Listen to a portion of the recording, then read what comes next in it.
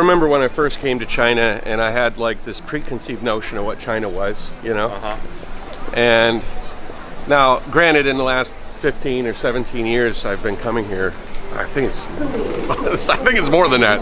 It's been a long time, but in the time I've been coming here, it's grown and become a bit more westernized, you know? But even then, you'd see like foreign branded cars, Mercedes-Benzes and Buicks and Nike, and you know, it was Starbucks were popping up at the time and all of these sorts of things. I was in a place that was being focused on by the world, you know, like everybody was like wondering what was going on in China. There was all this news and stuff. And here I was, feet on the ground, seeing things that like people don't think this is China, you know what I mean?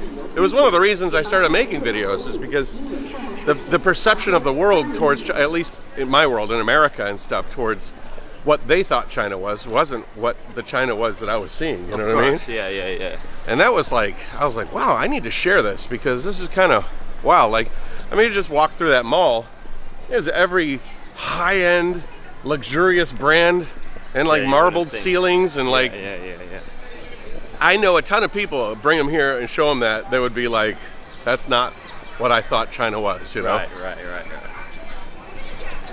I mean, and they're going way beyond us at this point, because like this is the Huawei store we were at yesterday. Yeah. They had the 3-fold phone and shit. Yeah. The cars Huawei is making, you know?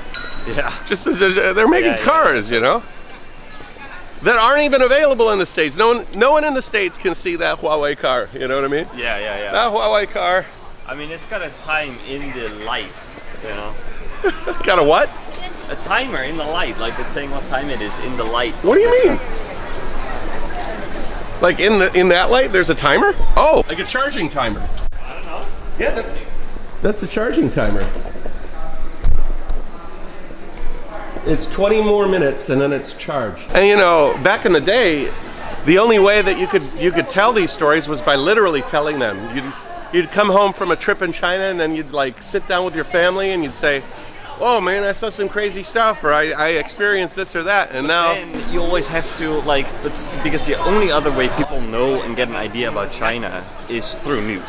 Right. And news is usually a negative light. Yeah, right. Yeah, bias and yeah. You know, like they would talk about some kind of controversy that Huawei had, not mentioning just the sheer scale of things, like just not putting things into context. Exactly. And that's kind of sad. Yeah, that's the power of this, you know, being able to record and like literally, hey, I was on the ground there, I saw it, you know. There's no way you can refute that, although a lot of people try.